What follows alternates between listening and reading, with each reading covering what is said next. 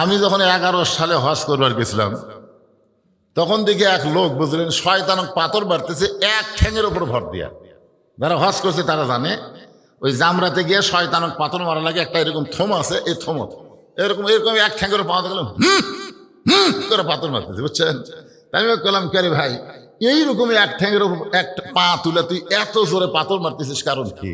বলে হুজুর শয়তান তো জোরে মারা লাগবে, তাছাড়া তো লাগবে না। তা আমি কইলাম এখানে শয়তান কোথায়? তুই একটা পাথর মারতেছিস একটা থমের ওপরে, এখানে শয়তান কোথায়? ওটা শয়তান লয়। আমি বললাম না, ওটা তো শয়তান না, এটা একটা হুকুম, আর সেই হুকুম পালন করার জন্য এখানে পাথর মারা লাগে। তা আমি বললাম ভাইজান আমি একটা কথা শুনলাম। বলে কি? যে আপনি নাকি হজ করার আগে রেজিস্ট্রি অফিসে গেছিলেন। তো লোক আমাকে বলতেছে আপনি কার কাছে শুনলেন? না ভাই এটাও শুনলাম আপনি ছেলেকে 16 বিঘা জমি দিয়েছেন, মেয়েকে নাকি 1 বিঘা দিয়েছেন। হুজুর এইটা আপনি কেমনি শুনলেন? আমি বললাম পাগলা, ওই জায়গায় পাথর না মারে তুই মার, কারণ শয়তানের তুই হলো বড় শয়তান, যাই কোরআনের ফারাইজকে অস্বীকার করে নিজের ইচ্ছা মতো বন্টন করে, সে তো মানুষরূপী শয়তান হয়ে যায়। যারা মানুষরূপী শয়তান তারা কোনোদিন আল্লাহু আকবার এই শব্দ উচ্চারণ করতে পারবে না, কারণ শয়তানকে তাড়ানোর সবচেয়ে বড় মূল মন্ত্র হলো তাকবীর দেওয়া। জোরে কোন কথা ঠিক কিনা? রব্বাকা ফাকাব্বির, রব্বাকা ফাকাব্বির। আল্লাহ নবীকে তাকবীর দেওয়ার কথা বলেছেন, নবীকেই তাকবীর দেওয়ার কথা আল্লাহ বলেছেন। আর নবীর উম্মত হয়ে কোরআন শরীফ তেলাওয়াত শোনেন, জবান খোলেন না, তার মানে কি শয়তান ভিতরেই বসে আছে। তাকবীর কেমনে দেই? টুটি চাপে ধরছে আপনাকে শয়তান। কি মন খারাপ করতেছেন?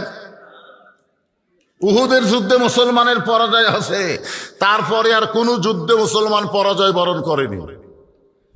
সামনে মুসলমানের বিজয় আসতেছে, এজন্য এখন থেকে একটু সাইজ হন, সাইজ হন, যাওয়া লাগবি তো।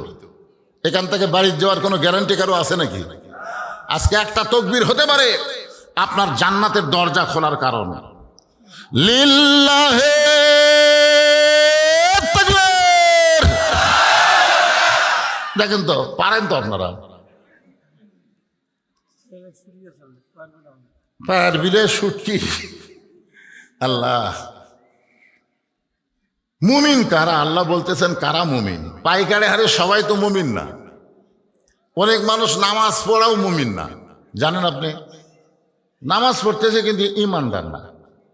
আল্লাহ কোরআনে বলেন ওয়ামিনান নাসি মান ইয়াকুলু আমান্না বিল্লাহি ওয়া বিল ইয়াউমিল আখিরি ওয়া মা হুম বিমুমিনিন।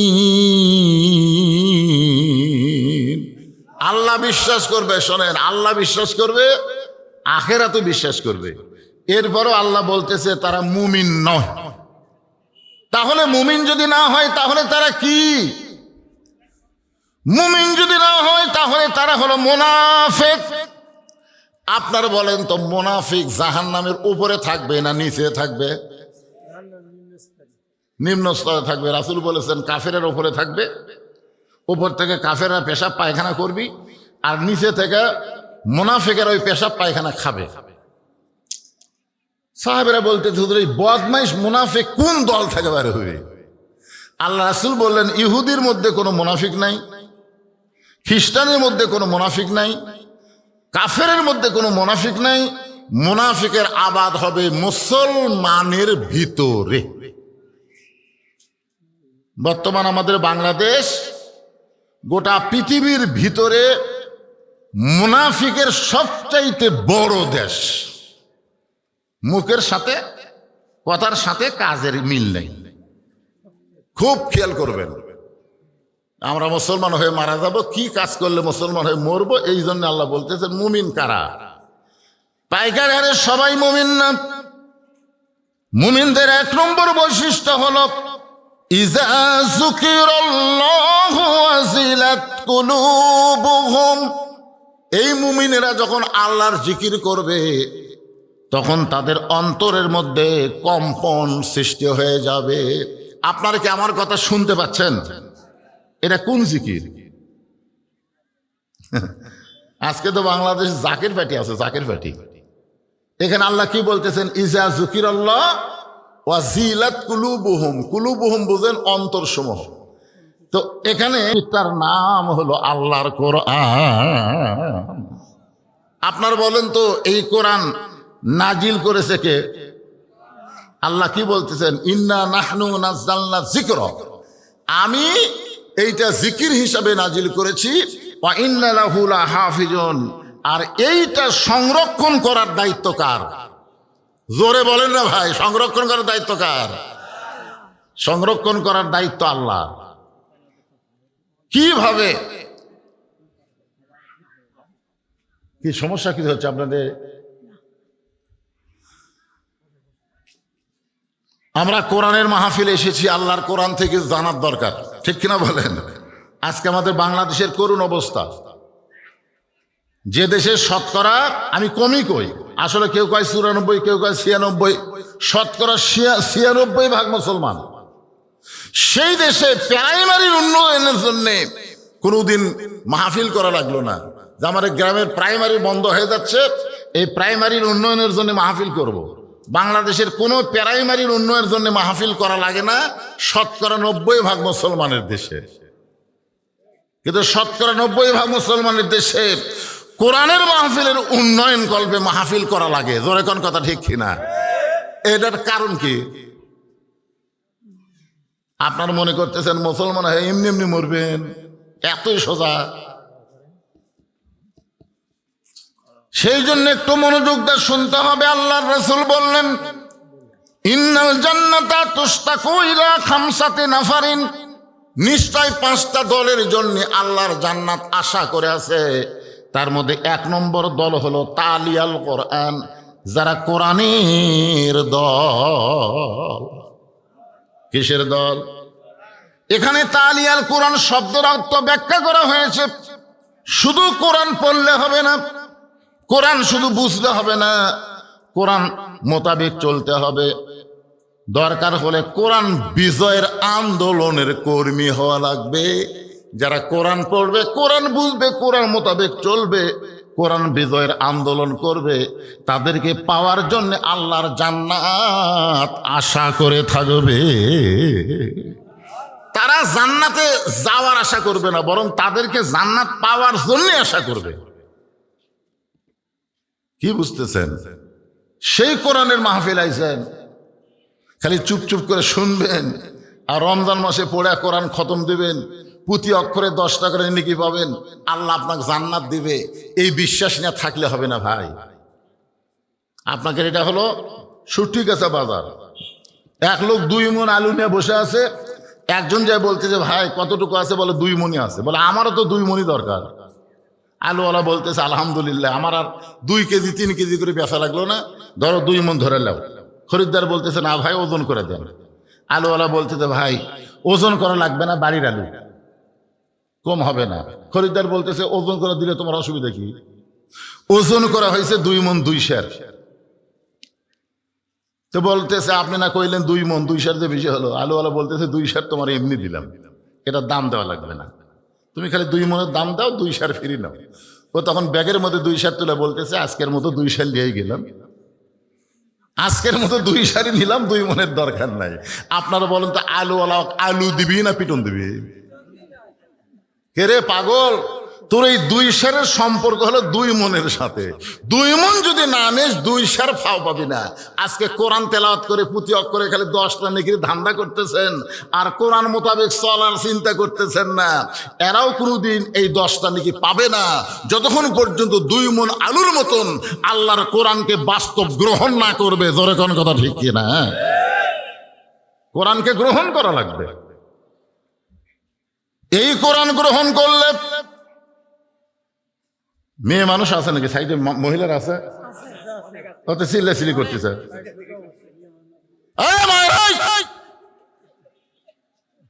আপনাকে ওয়াজ আছে তো? আমি ছুটি গেছে, এবার নতুন আসি নাই। প্রত্যেক বছর আমি 3 শ্রেণীর লোকের ওয়াজ করি। একটা হলো যুবকদের, একটা হলো হামাকের মতন বুড়াকে, আর একটা হলো মহিলাদের। ঠিক কিনা বলেন? আমার ওয়াজের মধ্যে সব খাওয়া আছে, কোনো খাওয়া বাদ নেই। যে খালি গোস্ত খাবেন তা না, গোস্ত আছে, মুরগি আছে, সব আছে। এই জন্য মায়েরা চুপ করেন, জবান বন্ধ রাখেন। আপনাদের মুখের কথা পরপুরুষ শুনতে পারলে পর্দার খেলাফ হবে। তাহলে কি বলতেছিলাম, ইজা যুকিরাল্লাহু ওয়াজিলাত কুলুবুহুম, এই কোরআনের জিকির যখন কেউ করবে তখন আল্লাহ তাআলা তার অন্তরের মধ্যে তড়পড়ানি শুরু করে দেবে। অন্তরের তড়পড়ানি হলো আসি নাই, আসি নাই। এই যে আইসি সুটি গাছা, বাড়ি বন্ধ যাবার পারবো? পারবেন? প্রত্যেকটা ধাপে ধাপে আপনি থাকার চিন্তা করবেন না, যাওয়ার চিন্তা করবেন। প্রত্যেকটা নিঃশ্বাসে প্রশ্বাসে আপনি বিশ্বাস করবেন আমার যতটুকু হায়াত ছিল সে হায়াত থেকে আমার 1 ঘন্টা কমে গেল। রাত যখন এখন বাজতেছে সোয়া 11টা বাজতেছে, আজকে আমার হায়াত থেকে রাতের সোয়া 11টা পর্যন্ত শেষ হয়ে গেল। 1 মিনিট পরে আবার আর 1 মিনিট শেষ হয়ে গেল। 1 ঘন্টা পরে 1 ঘন্টা শেষ হলো। 1 রাত পরে 1 রাত শেষ হয়ে গেল। মানে আমি যতটুকু হায়াত নিয়ে দুনিয়াতে এসেছি সেখান থেকে আমার অন্তরের মধ্যে এমন একটা চিন্তা হবে, তড়পানি হবে। প্রতি সেকেন্ডে সেকেন্ডে, মিনিটে মিনিটে, ঘন্টায় ঘন্টায় আমি মৃত্যুর দিকে হাঁটতেছি। কথা বলেন না কেন যুবক? তোমরা মনে করতেছো আমরা যুবক? আমি কি তোমাদের মতন যুবক ছিলাম না? আমি কি তোমাদের মতন যুবক ছিলাম না? তোমরা কি আমার মতন বুড়ো হবে না? চিন্তা করতে হবে প্রত্যেকটা ধাপে ধাপে, প্রত্যেকটা মিনিটে মিনিটে, যে আমি আমার হায়াতকে শেষ করে আমি অন্ধকার কবরের দিকে হাঁটতেছি। আল্লাহ বলতেছেন চিন্তা লাগবে না, সে আয়াতটাই তো তুলে ধরেছি। ওয়াইজা তুলিয়াত আলাইহিম আয়াতুহু জাদাতুহুম ঈমানা। মুমিনদের 2 নম্বর বৈশিষ্ট্য হলো এই কোরআনকে যখন তারা তেলাওয়াত করবে, এই কোরআনকে যখন তারা গ্রহণ করবে, তখন আল্লাহ তাআলা তাদের ঈমান বাড়ায়া দিবে। একজন আল্লাহর বান্দা, নাম হলো মীর কাসেম আলী। মীর কাসেম আলীর কাছে উকিল গিয়ে বলতেছে, স্যার আপনি কি জানেন আজকে রাত 12টায় আপনার ফাঁসি হবে? আজকে রাত 12টায় আপনার ফাঁসি হবে। কি হবে? মীর কাসেম আলী মুস্কি মুস্কি হাসতেছে। রাত 12টায় যার ফাঁসি হবে, উকিল বলতেছে। এমন সময় মুস্কি মুস্কি হেসে বলতেছে, উকিল এখন রাত কয়টা বাজে? বলে এখন রাত 9:30 বাজতেছে। মীর কাসেম আলী আল্লাহর শুকুর আদায় করে বলতেছে, এখনো আল্লাহ তাআলা 2.5 ঘন্টা পর আমার ফাঁসির ব্যবস্থা করেছে। এখন আমার হায়াত কয় ঘন্টা? মানে ফাঁসি হিসাবে কয় ঘন্টা? 2.5 ঘন্টা। তো উকিল সাহেব, আমি খামাকা 2.5 ঘন্টা বসে থেকে কি করব? আল্লাহ বলেছেন, লাইলান লিবাসা নাওমাকুম সুবাতা। রাত হচ্ছে তোমাকে অন্ধকারের চাদর, আর ঘুম হচ্ছে তোমাদের নিয়ামত। জোরে খান সুবহানাল্লাহ। তাহলে খামাকা এই 2.5 ঘন্টা আমি বসে থেকে কি করব? তো উকিল বলতেছে, আপনি কি করবেন? বলে আমি 2 ঘন্টা তাহলে ঘুম পাড়ি। 2 ঘন্টা ঘুম পাড়ার পরে যদি চেতন না পাই, তুমি যদি চেতন থাকো তাহলে আমাকে একটু ডাক দিও। কথাটা গুরুত্ব দিয়ে শুনবা যুবকেরা, মনোযোগ দিয়ে শুনবা। 2.5 ঘন্টা পর তার ফাঁসি হবি, সে আবার 2 ঘন্টা ঘুম পাড়বি। চেতন যদি না পায় তাহলে ডাক দিও। উকিল মনে মনে চিন্তা করে, এই ফাঁসির চিন্তা পাগলা হয়ে গেছে, এর কাছে গল্প করে কোনো লাভ নাই। উকিল মন খারাপ করে যখন বাইরে যায়, যেই 2 ঘন্টা পার হয়েছে, উকিল চিন্তা করতেছে লোকটার 2.5 ঘন্টা পর ফাঁসি হবে, তার তো 2 ঘন্টা চলে গেল, আর মাত্র 8 ঘন্টা আছে। দেখি তো লোকটা কি করে। উকিল ফাঁসির কন্ডম সেলের মধ্যে ঢুকে দেখে মীর কাসেম আলী নাক ডাকা ঘুম পাড়তিছে। কি রে, এটা কি সাধারণ ঘুম? উকিল ঘড়ির দিকে তাকে দেখে আধ ঘন্টা পরে যে মানুষের ফাঁসির মঞ্চ প্রস্তুত হয়ে গেছে, আধ ঘন্টা পরে তাকে ফাঁসি দেওয়া হবে, আর এই নাক দেখা ঘুম পাড়তেছি মানুষ কেন? পাঁচ হোকাইছে সঙ্গে সঙ্গে মীর কাসেম আলী চেতন পায়ে বলে, ভাইজান আমার কি ফাঁসির সময় হয়েছে? বলে, না স্যার, এখনো আধ ঘন্টা দেরি আছে। কয় আলহামদুলিল্লাহ। এখনো আধ ঘন্টা দেরি আছে। কয় আলহামদুলিল্লাহ।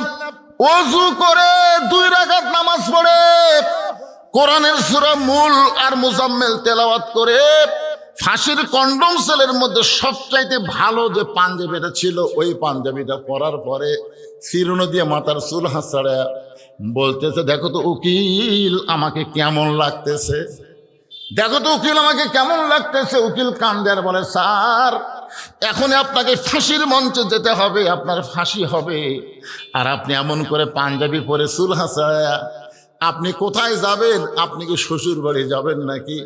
আপনার ভিতরে যাওয়ার কোনো টেনশন নাই।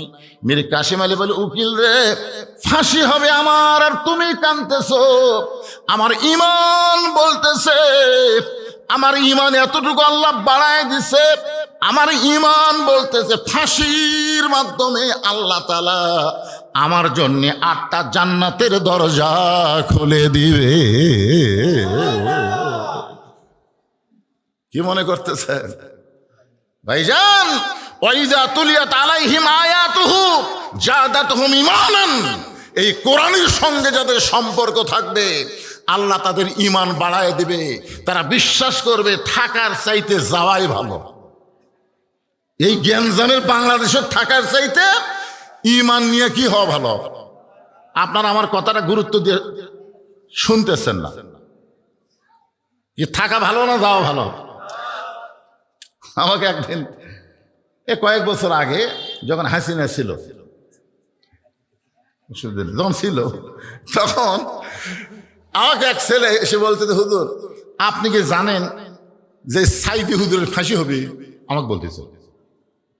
আমি বললাম, ভাই ফাঁসি তো হবে না রে, ফাঁসির রায় দিয়েছিল, সেটা থেকে আবার যাবজ্জীবন হচ্ছে, মানে মরা পর্যন্ত জেলখানায় থাকা লাগবে। না হুজুর, রায় পাল্টে যাচ্ছে, আপনি জানেন? আমি বললাম, রায় আবার পাল্টিচ্ছে? জানেন না, শাহবাগে সব আন্দোলন করতেছে সাইদি হুজুরের ফাঁসির জন্য, আপনি শোনেন না? আমার মনে হয় যত ওয়াজ করেন হুজুর ফাঁসি আটকাবার পারবেন না। এই কথা শুনে আমার মনটাই খুবই কষ্ট লাগলো। কারণ আমরা যত বক্তা, অধিকাংশ বক্তাই কিন্তু আল্লামা সাইদি হুজুরকে অত্যন্ত মহব্বত করি। জোরে কার কথা ঠিক না? তো তখন আমি বললাম, ভাই চলেন চা খাই। ও চা স্টলে নিয়ে যে চার দোকানদারকে বললাম 3 কাপ চা দাও। তো চা আলা বলতে, হুজুর আপনারা মানুষ হলেন 2 জন আর চা 3 দেখেন, মানে আমি খাবো 1টা আর 2টা। তো বলে, হুজুর আমার 2টা কেন? বলে, এত বড় একটা খুশির খবর দিলে, সাইদি হুজুরের ফাঁসি হবে, এই জন্য তোমার চা ডবল। ওই যখন ওই চা খাচ্ছে, 1 কাপ খাই আর 1 কাপ লিবে, তখন আমি বলতে, ভাইজান সাইদি সাহেবের ফাঁসি হবে এটা তুমি আমাকে বললে, কিন্তু তোমার যে মৃত্যু হবে, যেই বলছে তোমার মৃত্যু হবে তখন চুম করছে। তখন চুমকা উঠলে কেন? কয় হুজুর আমার তো সাইদির ফাঁসির চিন্তা করতে করতে আমার নিজের মরার কথাই তো খেয়াল নেই। বললাম, পাগলা, তোমরা যারা অন্যর ফাঁসির চিন্তা করো যে অমুকের ফাঁসি হবে, অমুকের ফাঁসি হবে, অমুকের ফাঁসি হবে, কিন্তু তুমি বলো তো ফাঁসির কিন্তু একটা সময় আছে। যেটা মীর কাসেম আলীর গল্প করলাম, রাত 12টায় সময় ফাঁসি হবে, কিন্তু যারা মরবি তাদের কোনো সময় আছে? তখন ওই চা খাচ্ছে আর বলতেছে, হুজুর যারা মৃত্যুবরণ করবে এর কোনো সময় নাই, ফাঁসির তো তারিখ আছে, মরার তো তারিখ নাই। এমন ফাঁসি যখন হবে তখন রবীন্দ্রসঙ্গীত কয়ে ফাঁসির দড়ি কে গলাত নেবে কত? তখন না হুজুর ফাঁসি যখন হবে তখন কলমা পড়বে, তখন তওবা করবে, তখন জিকির আজকার করবে। তাহলে ফাঁসি কার্যকর করার সময় কলেমার জিকির করতে করতে তার ফাঁসি কার্যকর হবে, আর যারা মরে যাবে তারা কলমা বলার গ্যারান্টি কার আছে? তখন হুজুর মরার সময় কলমা বলার তো গ্যারান্টি নেই। এখন বলতো কোনটা ভালো? তখন ওই স্যার না খেয়ে বলতে, হুজুর আপনার কথা মতো তো ফাঁসি ভালো। আহা, 50 বছর যিনি কোরআনের হক তাফসীর করলেন, গোটা বাংলাদেশ নয় গোটা পৃথিবীর মানুষকে কোরআনের হক কথা যিনি শোনালেন, তাকে 13 বছর জেলখানায় বন্দি করে রেখে তাকে হত্যা করা হলো। এরপর অনেকের মনে নানা রকম প্রশ্ন জাগতে পারে, আজকে একটু মনোযোগ দিয়ে শোনেন। ওয়াইজা তুলিয়াত আলাইহিম আয়াতুহু জাদাতুহুম ঈমানান। মুমিনদের 2 নম্বর বৈশিষ্ট্য হলো এই কোরআন যখন যারা তেলাওয়াত করবে তখন এই কোরআনের কারণে তাদের ঈমান বেড়ে যাবে। এখন আপনাদের কাছে আমার প্রশ্ন হলো, তেলাওয়াত মানে কি?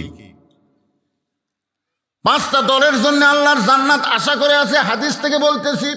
তার মধ্যে 1 নম্বর দল হলো তালিয়াল কোরআন। এখন আপনাদের কাছে আমার প্রশ্ন হলো, যেই কোরআন তেলাওয়াত করলে জাদাতুহুম ঈমানান, ঈমান বেড়ে যাবে। শুধুমাত্র কোরআন তেলাওয়াত করা না, কোরআন পড়তে হবে, কোরআন বুঝতে হবে, কোরআন বিজয়ের আন্দোলনের কর্মী হওয়া লাগবে। আমরা বাংলাদেশ আল্লাহর কোরআনের বিজয় কথা কয় না, বিজয়। যদি কোরআনের বিজয় হয় প্রাইমারি বন্ধ হবে। এই 90% মুসলমানের দেশে প্রত্যেকটা প্রাইমারিকে হাফিজি মাদ্রাসা হিসাবে সরকার স্বীকৃতি দিবে। কারণ খায়রুকুম আল্লাহ, ওই ব্যক্তির চাইতে দামি কোনো ব্যক্তি নাই যেই ব্যক্তি আল্লাহর কোরআন শিখেছে এবং অপরকে কোরআনের শিক্ষা দেয়। আপনারা বলেন তো, মুসলমান হিসাবে আল্লাহর কোরআন শিক্ষা করা সুন্নত না নফল? এবারে কোরআন দিকে একটু তাকায় বলেন তো, সত্যি কথাটা বলেন।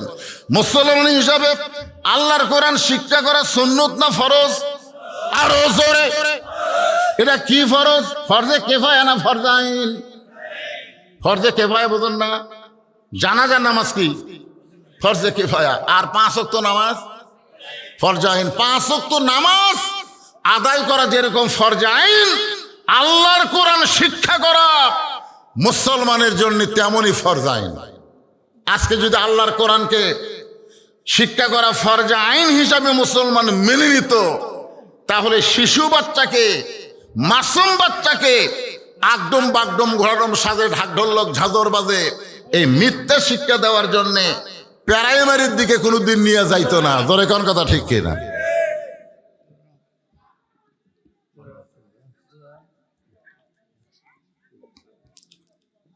তিনটা বিষয়ে কথা বলবো, এর শেষে হলো আলা রাব্বিহিম ইয়াতাওয়াক্কালুন। বেশি ওয়াজ করবো না, আমার মা বোনদের একটা লাইন করবো, কারণ পরিবেশকেও একটা ভালো দিবার পারতেছেন না। এখন কি বুঝতেছেন?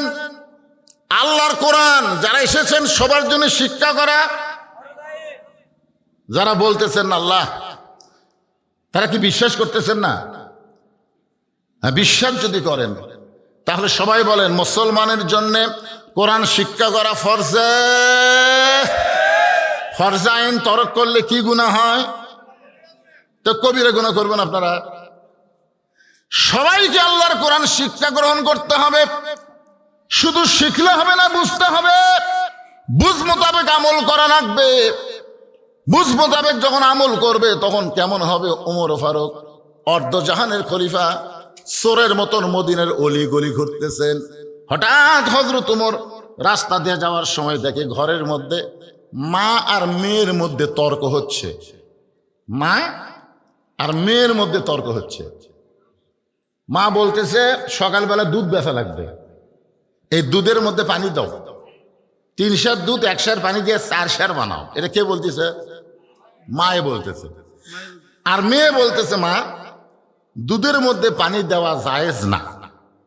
ফতুয়া মারতেছে, ফতুয়া। কারণ হযরত ওমর আল্লাহর কোরআন দিয়ে রাষ্ট্র চালায়। কোরআন দিয়ে যখন রাষ্ট্র চলবে তখন ভেজাল কোনো জিনিস আর সেই দেশে চলে। সত্যি কথা ভাই জানে, 2011 সালে মদিনায় যায় জয়তুনের তেলের দোকানে ঢুকে আমি খালি বলছি আসল জয়তুনের তেল আছে, আসল। আমি তো আর জানি না, মনে করছি বাংলাদেশের মতোই। আমি বলছি আসল জয়তুনের তেল আছে। যেই বলছি আসল, তখন দোকানের মালিক কর্মচারীকে বলতেছে মামনু কুল্লু হারাম, মামনু কুল্লু হারাম। এই কথা বলা মাত্রই কর্মচারী এসে আমাকে মারলো ধাক্কা। আমি ধাক্কা খেয়ে দোকান থেকে বাইরে আসলাম। কে রে, আমার দোষ কোথায়? খালি বলছি আসল জয়তুনের তেল আছে, আর আমার মামনু কুল্লু হারাম করে ধাক্কা দিল। বাহির দিকে আমার এক বাংলাদেশি সৌদি আরবি কাজ করে, তাকে বললাম কে রে ভাই, আমার এটি দোষ কোন জায়গায়? হুজুর আপনি মারাত্মক দোষ করছেন, কারণ যেখানে নকলই নাই সেটা আসল চাচ্ছেন কেন? আপনি যখনই বলছেন আসল জয়থলের তেল আছে, তখন দোকানদার মনে করছে আপনি ভেজাল দেশের লোক। আর ভেজাল দেশের লোক কোনো এলাকা থাকলে ওই জায়গাতে আল্লাহর গজব আসতে পারে, আপনাকে আল্লাহর গজব মনে করে বের করে দিচ্ছে। আমি তখন বললাম, মাওলানা তুই যদি একটা গজব হোস তাহলে সাধারণ মানুষ কি? আমাদের বাংলাদেশে আসল পাওয়া যায় না, ভেজাল বাংলাদেশ। জোরে কোন কথা ঠিক কিনা? তেল পাওয়া যাবে পাম্পত, এখন তেল পাচ্ছে গুদামত। মোটর সাইকেলে তেল এদিক থেকে লেই, আরেকটি লেই, আরেকটি লেই, নিয়ে এসে বাড়িতে এসে আবার বোতলত তুলে ওটা আবার সাপ্লাই করে। শুধুমাত্র মানুষের আইন যখন চালু হবে তখন মানুষের কলিজার মধ্যে আল্লাহর কোনো জিকির থাকবে না, ভয় থাকবে না। ওয়াইলা রাব্বিহিম ইয়াতাওয়াক্কালুন, যেটা মুমিনদের 3 নম্বর বৈশিষ্ট্য বুঝাই থেকে বলতেছি। এখন মেয়েটা বলতেছে, মা ওমর ফারুক আল্লাহর কোরআন দিয়ে রাষ্ট্র চালায়, আল্লাহর কোরআন দিয়ে যখন রাষ্ট্র চলবে তখন ভেজাল দেওয়া যাবে না। মা বলতেছে 3 কেজি দুধের মধ্যে 3 লিটার দুধের মধ্যে 1 লিটার দুধ দে। দুধ যদি আমরা দেই ওমর তো আর দেখতে পাবে না, দুধের রং তো সাদা ঠিকই থাকবে। মেয়েটা বলতেছে, মা আল্লাহর কোরআনের সঙ্গে সম্পর্ক রাখতে গিয়া আমার ঈমান আমাকে এতটুকু পর্যন্ত বুঝাইছে, ওমর যদি দেখবার না পারে দুধের মধ্যে পানি দিলে আমার আল্লাহ দেখতে পায়। সঙ্গে সঙ্গে হযরত ওমর এক দৌড়ে বাড়িতে আইছে। বাড়িতে আইসা তার বিবিকে ডাক দেয়, আব্দুল্লাহর মা। কে রে? আব্দুল্লাহর মা।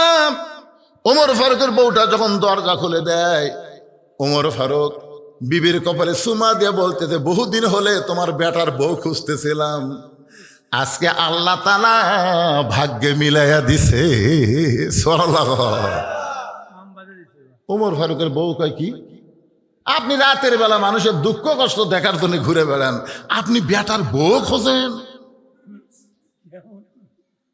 আপনারা বলেন তো, আমরা বর্তমানে ছেলের বাপেরা বউ কিভাবে খুঁজি?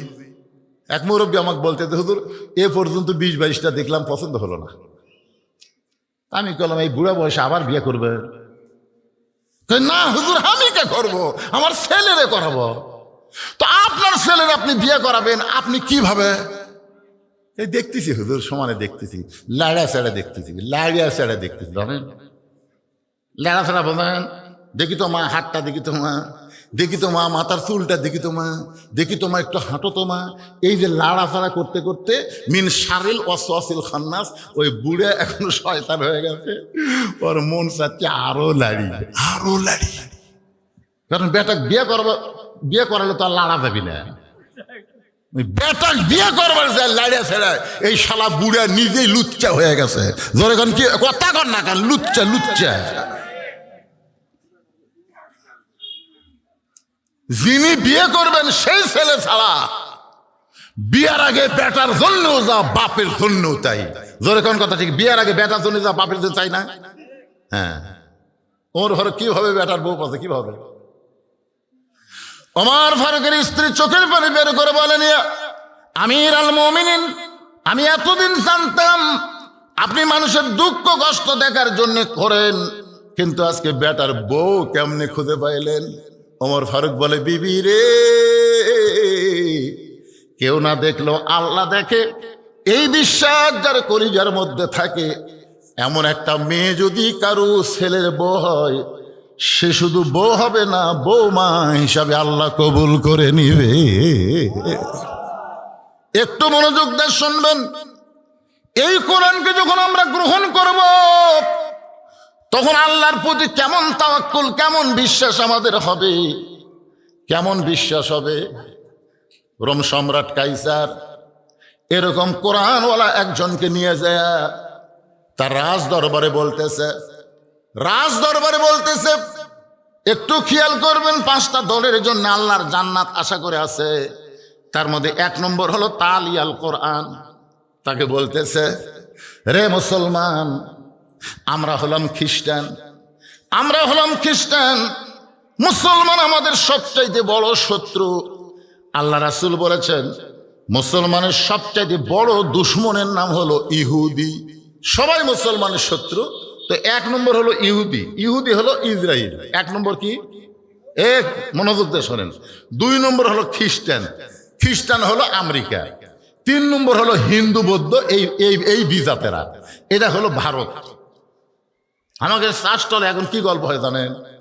এক দল কয় আমেরিকা আমাদের সাথে আছে, সাইড থেকে আর এক দল কয় ভারত আমাদের সাথে আছে। এখন আপনারা যারা কোরআনের মাহফিলে বসেছেন, আপনারা বলেন তো আমাদের সাথে কি আছে? না, এটা কর পারতেছেন না তো। এখন এই যে তেল কিনবার গেলে, এই তেল কিনবার গেলে বাংলাদেশে তেল সংকট চলতেছে, এই তেল কিনবার গেলে নাকি আমেরিকার থেকে অনুমতি নিয়ে তারপরে কিনা লাগবে। এই কি বুঝতেছেন?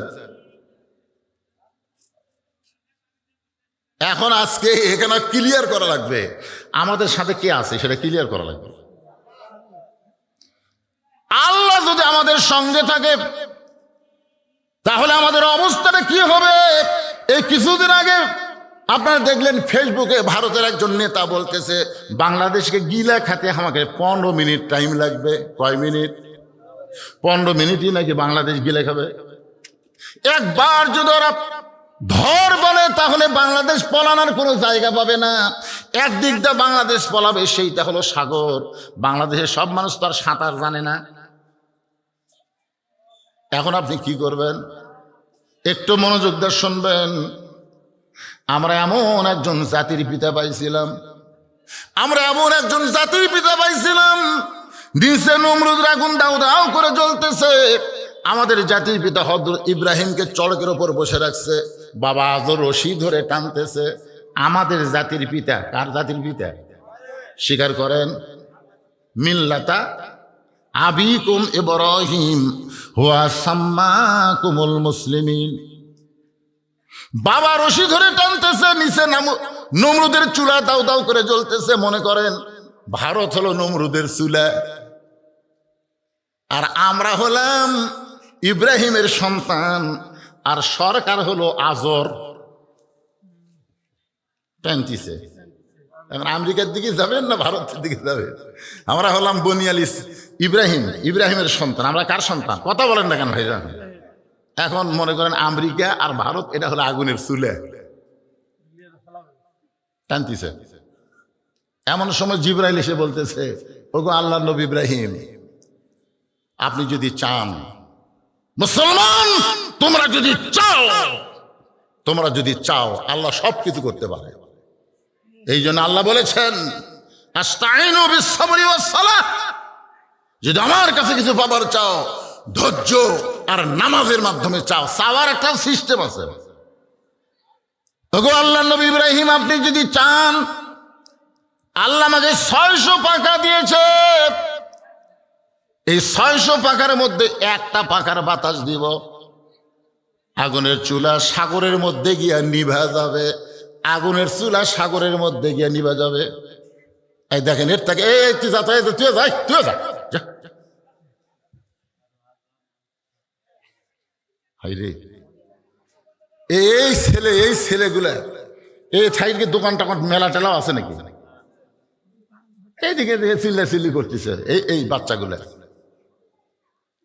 আপনি আজকে চোখ বন্ধ করে দেখেন কার বেটা, খালি চোখ বন্ধ করে দেখেন এই বেটাগুলা কার, যার বাচ্চারা এরকম ঘুরতেছে কোরআনের মাহফিল বাদ দিয়ে। আপনি জান্নাত যাবার পারবেন না, কাগজ কলম আইনা লেখালেন, পারবেন না। কারণ আল্লাহ কোরআনে বলেছেন কু আনফুসাকুম ওয়া আহলিকুম নাহরা, জাহান্নামের আগুন থেকে বাঁচতে গেলে তুমি একলা বাঁচলে হবে না, তোমার আহাল পরিবার নিয়ে বাঁচা লাগবে। জোরে কোন কত ঠিক? নবী নিজের মেয়ের দিকে তাকায়, নবী, নবী, বিশ্ব নবী। আর আপনার মেয়ে কি করতেছে, আপনার ছেলে কি করতেছে? আয়াতটা নাজিল হওয়ার পরে আল্লাহ নবী বাড়ির মধ্যে গিয়ে দেখেন 9 বছরের ফাতেমা হাতের মধ্যে ছুরি দিয়া মুসকে মুসকে হাসতেছে। আল্লাহ নবী ঘরের মধ্যে না ঢুকে মনটা ভার করে ঘর থেকে বাহিরে আসলেন। ফাতেমা চমকে গেল, যে বাবা আমাকে সব চাইতে বেশি আদর করে, সর্বসাকুল্যে নবীর মেয়ে হলো 4টা। জোরে বলেন কয়টা? নবী কিন্তু সবাইকে মেয়ে হিসাবে দেখতেন না। একদিন সাহাবীদের সামনে, অনেক পরের ঘটনা সেইটা, হাসান হোসেন 2 ভাই নবীর 2 উরাতের উপরে বসে আছেন, আর আল্লাহ নবী সাহাবীদের সামনে বলতেছেন, আল্লাহ আমাকে 3টা মেয়ে দান করেছেন। আমার বড় মেয়ের নাম হলো জয়নাব, আমার মেজো মেয়ের নাম হলো রোকেয়া, আমার ছোট মেয়ের নাম হলো কুলসুমা। এই 3টা মেয়ের নাম বলার পরে নবী বলতেছেন, সাহাবীরা রে, আল্লাহ আমাকে 3টা মেয়ে দান করেছে। আমার বড় মেয়ের নাম হলো জয়নাব, আমার মেজো মেয়ের নাম হলো রোকেয়া, আমার ছোট মেয়ের নাম হলো কুলসুমা। সাহাবীরা সবাই তো চিন্তা করে নবীর মেয়ে হলো 4টা। জোরে কর, নবীর মেয়ে কয়টা? কিন্তু নবী 3টা মেয়ের নাম কয়, আর একটা মেয়ের নাম কয় না। আল্লাহ কোরআনে বলেছেন, আমার নবী যখন কথা বলবে তখন নবীর মুখের উপর কেউ কথা বলতে পারবে না। 3বার যখন 3টা মেয়ের নাম বলেছে, এমন সময় হাসান হোসাইন এরা 2 ভাই নবীর কোল থেকে উঠে বলতেছ, ভাই স আমরা আর থাকবো না, আমাদের মা গরিব বলে না আমাদের মায়ে মেয়ের কথা নাম বলতে ভুলে গেছে, আমরা 2 জন যাই।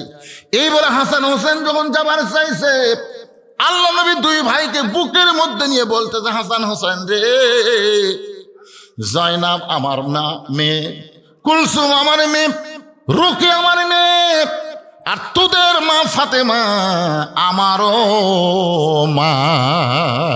জোরে খান সুবহানাল্লাহ। সাহাবীরা বললেন, ইয়া রাসূলুল্লাহ, হুজুর একই মায়ের পেট থেকে 4টা মেয়ে হয়েছে। মাঠের ময়দান থেকে রক্তমাখা শরীর নিয়ে আমি যখন মক্কা এসেছিলাম, তোমরা জানো যেই বছর তাইফে আমি পাথরের আঘাতে আঘাতপ্রাপ্ত হইলাম, ওই বছরই আমার 2 জন দরদের মানুষ দুনিয়া থেকে বিদায় নিয়েছে। আমার একজন দরদের মানুষ হলো আমার চাচা আবু তালেব, আর কিছুদিন পরে আমার দরদের বিবি খাদিজা দুনিয়া থেকে বিদায় নিয়েছে। আমার মক্কায় তেমন আদর সোহাগ দরদ করার মতন কেউ ছিল না।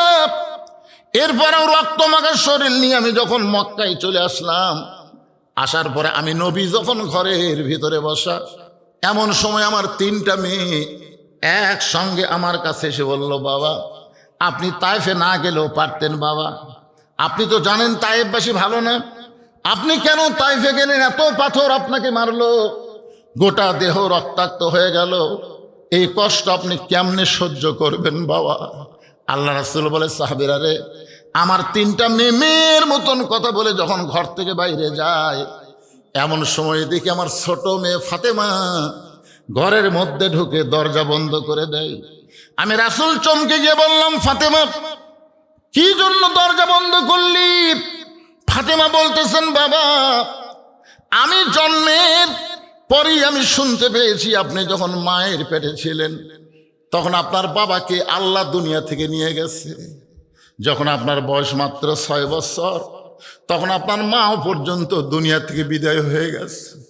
যেই চাচা আপনাকে লালন পালন করলো, সেই চাচা কিছুদিন আগে দুনিয়া থেকে বিদায় নিল।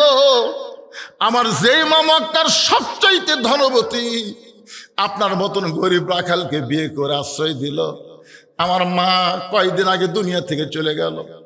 আপনি নিজের জন্যে না, আপনি শুধুমাত্র আল্লাহর কলেমার দাওয়াত দিবার জন্য তাইফে গেলেন। ইব্রাহিম নবীর জন্য আল্লাহ যদি নমরুদের চুলা শান্তির বাগান বানাবার পারে, মুসা নবীর জন্য আল্লাহ যদি সাগরকে রাস্তা বানাবার পারে, তাহলে আমার বাবার জন্য আল্লাহ তাইফের পাথর কেন তুলা বানাবার পারলো না? ও বাবা, আপনার দেহ থেকে রক্ত ঝরলো কেন? আল্লাহ রক্ত ঝরাইলো। রাসূল বলে, সাহাবীরা রে, এই কথা বলার পরে ফাতেমার ঘরের মধ্যে থাকলো না, ঘরের বাইরে গিয়া উঠানে উনানের উপরে পানি গরম করতেছে, জয়তুনের তেল গরম করতেছে। কিছুক্ষণ পরে ঘরের মধ্যে সে দরজা বন্ধ করে দিয়া আমার মাথাখানা উরাতের উপরে নিয়ে আমার শরীর থেকে পাঞ্জাবি খুলে কাপড় খুলে যত জায়গায় তায়েফবাসী পাথর মারছে প্রত্যেকটা জায়গায় ওই গরম পানির মধ্যে নরম কাপড় চুবড়াইয়া চুবড়াইয়া আমার গোটা দেহ পরিষ্কার করে ওই ফাতেমার নরম আঙ্গুলের মধ্যে জয়তুনের গরম তেল নিয়ে যখন ক্ষতস্থানে মালিশ করে দেয়, কখন আমি যখন ঘুমায় গেছি, ওই ঘুমের ঘোর আমি স্বপ্নে দেখি আমার মা আমেনা আমার সামনে দাঁড়ায় আছে। এত বছর পর বলো রে সাহাবা, মাকে পাইলে, এত বছর পরে মাকে পাইলে সন্তানের কেমন হয়? আমি যে নবী ছিলাম এই কথাটা আমার মনে নাই। আমি স্বপ্নকে বাস্তব বিশ্বাস করি। আমার মা আমিনার হাতটা ধরে যখন বলেছে, মা আইসেন যখন আর আপনাকে যাইতে দিব না, এমন সময় ফাতেমা আমার কপালে চুমা খায়। ফাতেমার চোখের পানি আমার চোখের মধ্যে যখন ঢুকে যায়, আমি নবী চেতন পেয়ে বলে, ফাতেমা তুই কি জন্য এমন করে কান্দিস মা? ফাতেমা বলে, বাবা আমি কাঁদতেছি না, বরং আপনি আমারে কান্দাইতেছেন। আপনি দেখেন বাবা, স্বপ্নে মা বলে আমার হাতটা চাইপা ধরছেন, এখন পর্যন্ত আপনি হাতটা ছাড়েন নাই। রাসূল বলে, ফাতেমা রে, স্বপ্নে মা বলে যদি তোর হাতটা চাইপা ধরি, তাহলে তুই শুনে নে, তুই শুধু আমার মেয়ে না, তোর ভিতরে লুকিয়ে আছে আমার মা আমিনা। নবীর 4টা মেয়ের মধ্যে নবী ফাতেমারে মায়ের মতন ভালোবাসতেন। মাত্র 9 বছরের ফাতেমা হাতের মধ্যে চুরি দিয়ে মুসকে মুসকে হাসতেছে। আমাদের মতন বাবা হলে ঘরের মধ্যে ঢুকে বলতাম, মা দেখে তোরে কেমন লাগতেছে। কিন্তু নবী ঘরের মধ্যে না ঢুকে নবী বারান্দায় আসলেন। ফাতেমা চমকে গেল, বাবা কেন ঘরে ঢুকপারছে, ঢুকলো না। বারান্দায় গিয়ে দেখে নবীর চোখ দিয়া দর দর করে পানি পড়তেছে। ফাতেমা হাঁটু গেড়ে বসে বলে, বাবা কি কষ্ট আপনার মনে, এমন করে আপনি কেন কাঁদতেছেন? রাসূল বলে, ফাতেমা বাল তুসিরুনাল হায়াতাদ দুনিয়া ওয়াল আখিরাতু খায়রুন ওয়া আবকা। ফাতেমা এই দুনিয়াতে যারা সাজবে, আখিরাতের শ্বাস আল্লাহ কমায় দিবে। এর বেশি আমার নবী বলে নাই। এই কথা বলার মাত্র ফাতেমা হাতের চুড়ি খুলে মাটি ফাইলা দেয়। নবী আমার দৌড়ে গিয়ে চুড়ি 2টা খুলে জামার পকেটের মধ্যে ঢুকাই। ফাতেমা বলে, বাবা যেই চুড়ি হাতে দেওয়ার কারণে আপনি মন খারাপ করে বারান্দায় দাঁড়ায় কাঁদলেন, আজকে সেই চুড়ি কেন জামার পকেটের মধ্যে ঢুকাই দিলেন? রাসূল বলে, ফাতেমা রে, শুধু চুরি নয় মা, একদিন তোর নাকে নাকফুল পরানো হবে, একদিন তোর কানে কানের দুল পরানো হবে, একদিন তোর গলায় মালা পরানো হবে। ফাতেমা বললেন, বাবা সেই দিন কবে? রাসূল বললেন, যেদিন তোমার বিবাহ হবে। ফাতেমা, মেয়েরা কেবলমাত্র এক ব্যক্তির জন্য সাজতে পারবে, ওই ব্যক্তি হলো তার স্বামী। স্বামী ছাড়া অন্য কারো জন্য মেয়েরা সাজতে পারবে না। আমার মায়েরা যারা পর্দার অন্তর আছেন, মা আমি শুনেছি আত্মায় রানীনগরের মেয়েরা নাকি মাথার চুল বেচা খায়।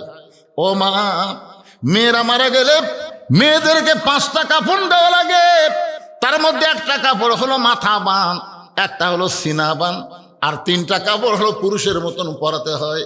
তাহলে মরার পরে মেয়েদের মাথা যদি বান্ধা লাগে, সেই মাথার চুল যদি মেয়েরা বেচা খায়, ওই মেয়েরা কিন্তু জান্নাতে যাবার পারবে না। আমার মায়েরা মাথার চুল পর্দার মধ্যে রাখতে হবে, নিজের স্বামী ছাড়া অন্য কোনো পরপুরুষ যেন মাথার চুল না দেখে।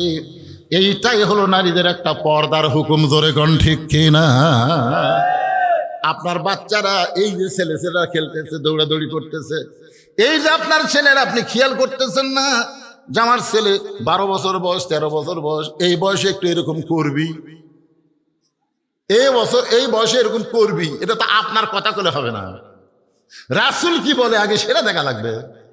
আল্লাহ রাসূল বলতেছেন 7 বছর থেকে, খেয়াল করেন কয় বছর, 7 বছর থেকে নামাজের তালিম দাও, আর 10 বছর থেকে জোর করে, এই যে 2টা বসে আছে, এই দেখেন, এই 2টা বসে আছে, কি সুন্দর। বিশ্বাস হচ্ছে না? খোঁজলে দেখেন। আপনার বিশ্বাস যদি না হয়, এই 2টা খোঁজলে দেখেন, এরকে মাও ভালো।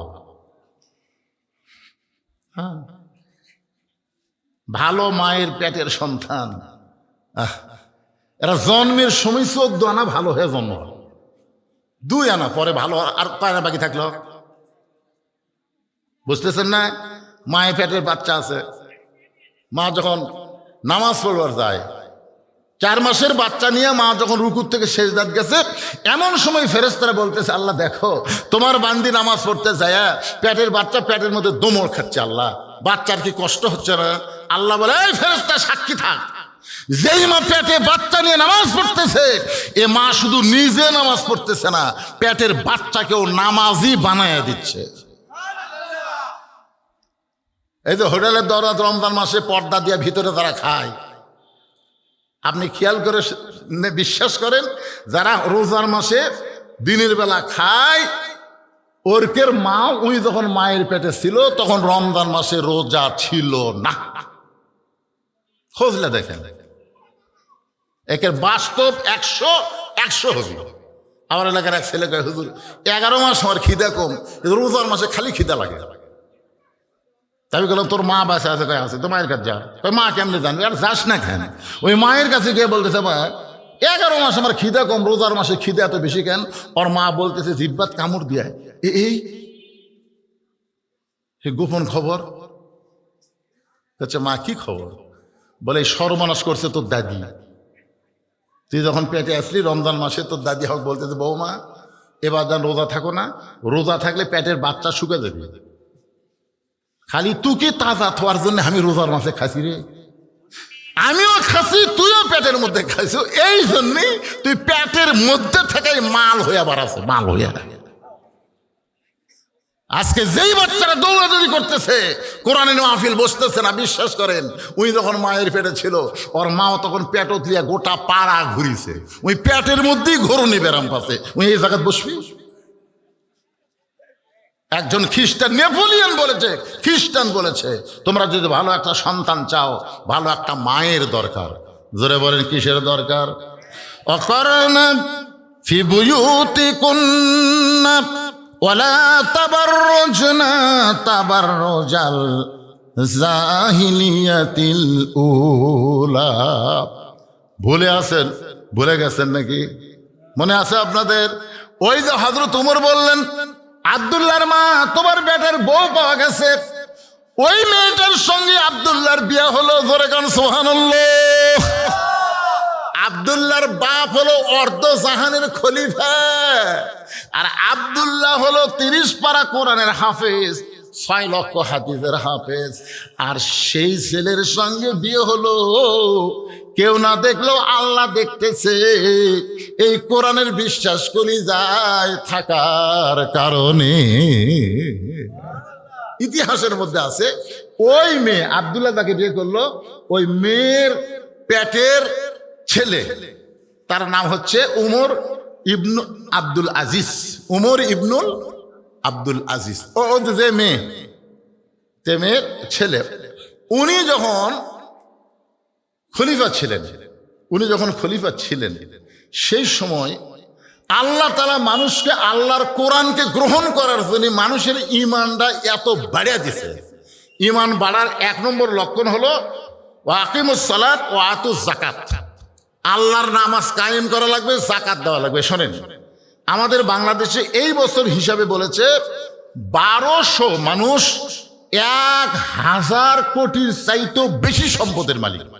কত মানুষ? খেয়াল করেন রে ভাই, 1200 মানুষ, গোটা বাংলাদেশে 1200 মানুষ, তাদের সম্পদের পরিমাণ 1000 কোটির চাইতেও বেশি। প্রায় 2000 মানুষ, তাদের সম্পদ 500 কোটির চাইতেও বেশি। প্রায় 10,000 মানুষ, যাদের সম্পদ 100 কোটি টাকার চাইতেও বেশি। আপনি বলেন তো, আমাদের দেশে নামাজ হচ্ছে, একতলা মসজিদ 2 তলা হচ্ছে, কিন্তু নামাজের সাথে সাথে যাকাতের কোনো আইন আছে? এবারে প্রধানমন্ত্রী তারেক জিয়া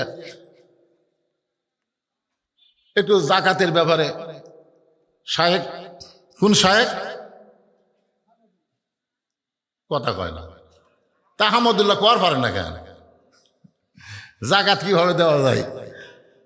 যেটাকে বলতেছি, যে রাতের বেলা কেউ না দেখলো আল্লাহ দেখে, সেই ইমান কেমন বাড়ে, তুলিয়াত আলাইহিম আয়াতুহু জাদাতুহুম ঈমানা, এটা বোঝানোর জন্য বলতেছি। তো এখন সেই সময় যাকাত এমনভাবে আদায় শুরু হয়ে গেল, একেবারে কোনো গরিব ধনীর বাড়িতে যাওয়া চলবেই না, বরং ধনীরাই গরিবের বাড়িতে বাড়িতে গিয়ে যাকাত দিবে। সুবহানাল্লাহ।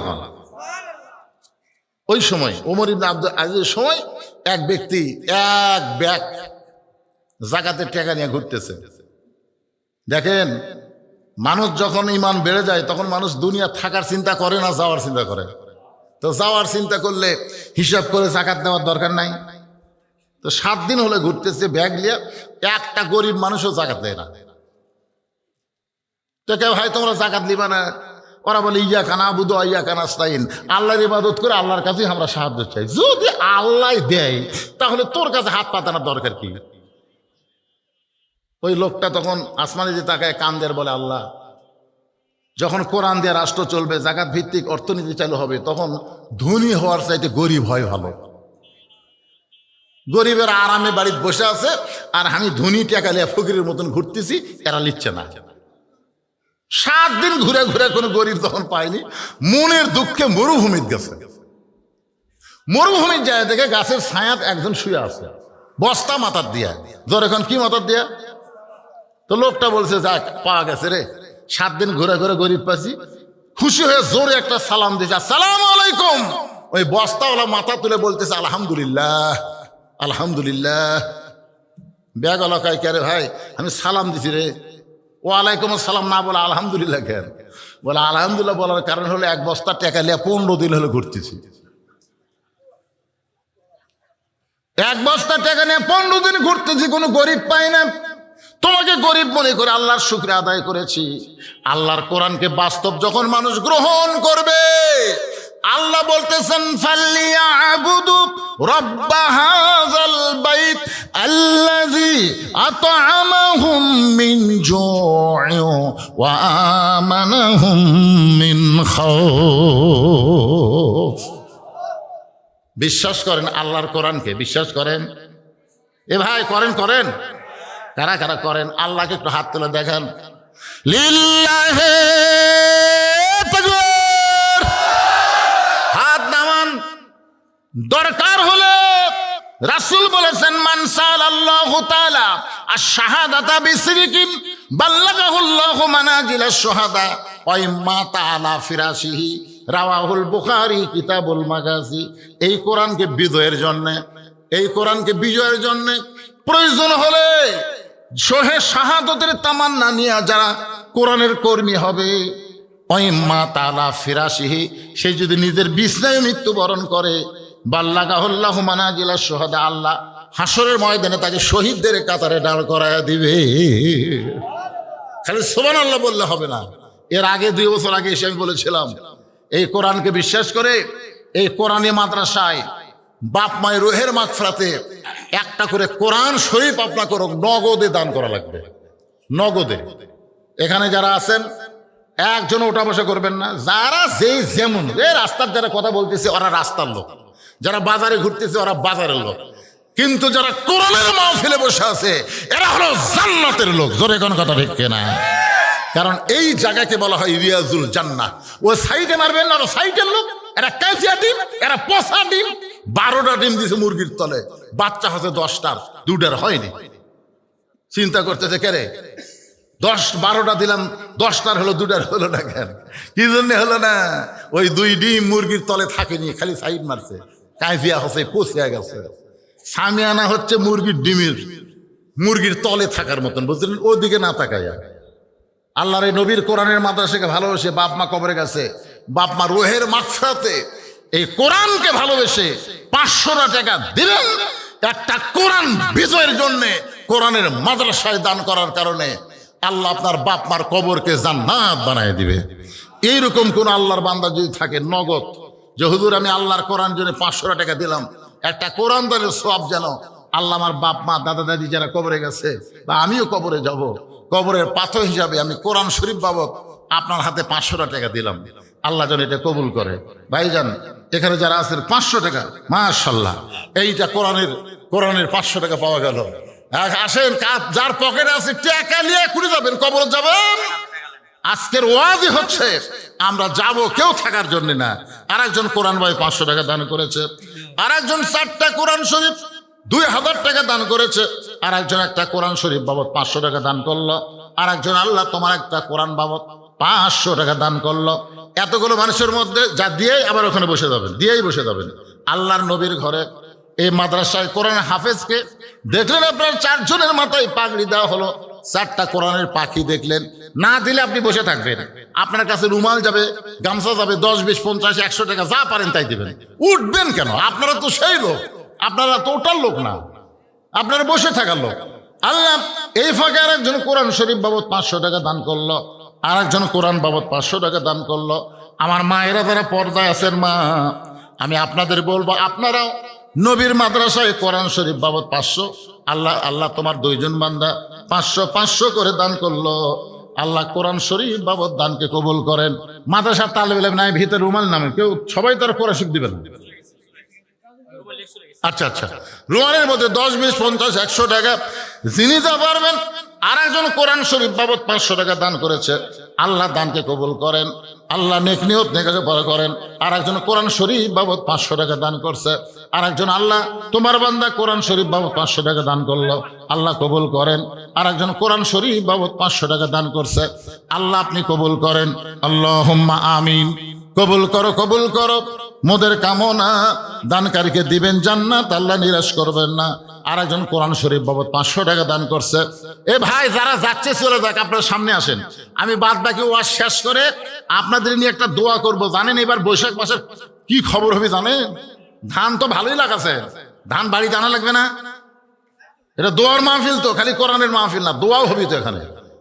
যারা যাচ্ছে চলে যাক, যাওয়ার মধ্যেই হয়তো বাড়ি যাওয়ার আগে হাসপাতালে যাওয়া লাগতে পারে।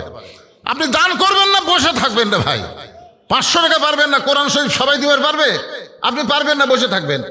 10 টাকা 20 টাকা ছাত্ররা যাচ্ছে, যাই যা পারেন আল্লাহর রাস্তায় দিবেন।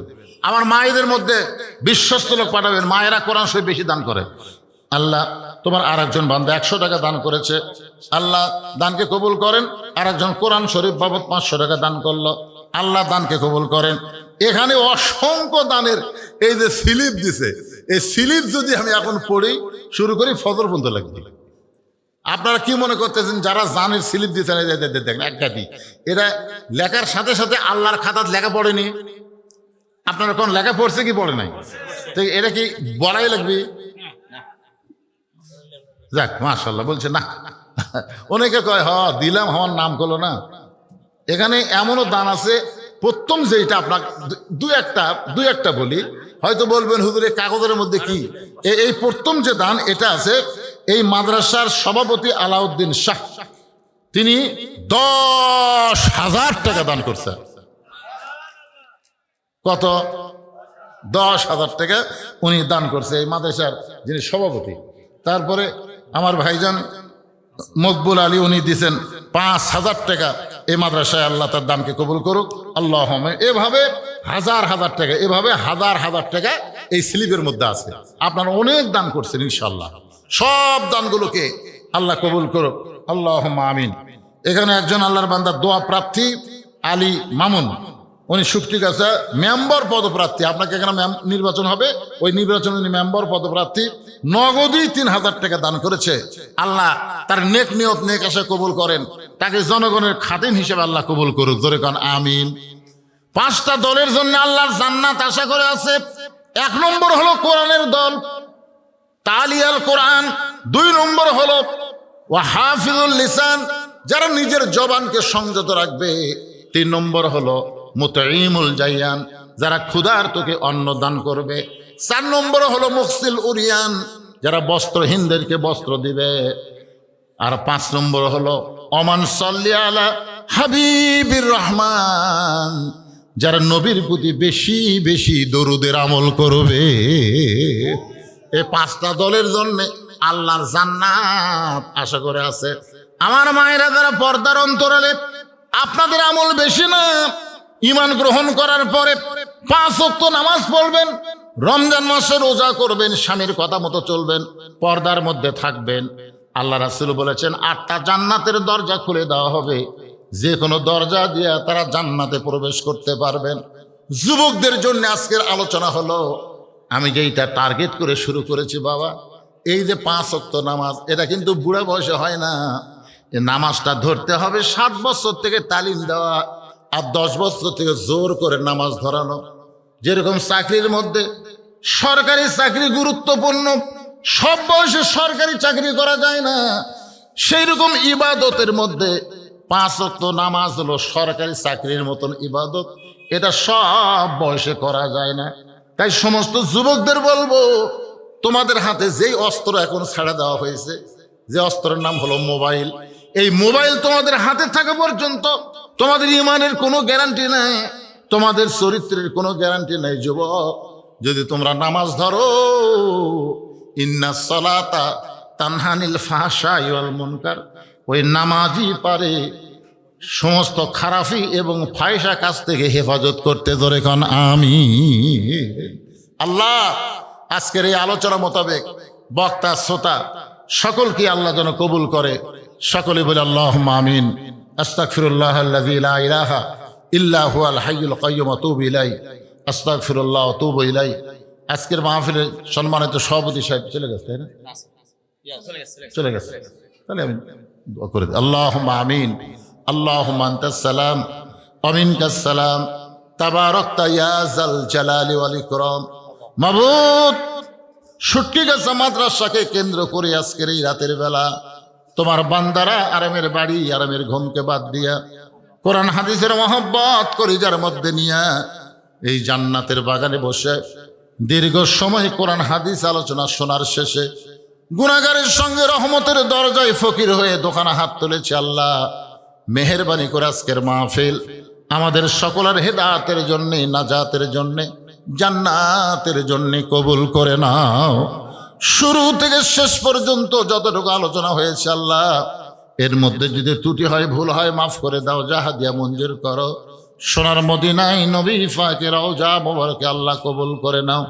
তামাম আম্বিয়ায়ে কেরাম, আসহাবে কেরাম, তাবিঈনে কেরাম, তাবিঈনে কেরাম, তামাম পৃথিবীর মাটির নিচে যত মুমিন মুমিনা শুয়ে আছে আল্লাহ কবুল করো। আমরা যারা হাত তুলেছি, আমাদের জনম দুঃখিনী মা বাবা যাদের কবরে চলে গেছে, আল্লাহ মা বাবার কবরকে জান্নাতের টুকরা কবুল করে নাও। আল্লাহ গ্রামের উপরে রহমত বরকতের দরজা খুলে দাও। এই মাদ্রাসাকে কিয়ামত পর্যন্ত কবুল করো।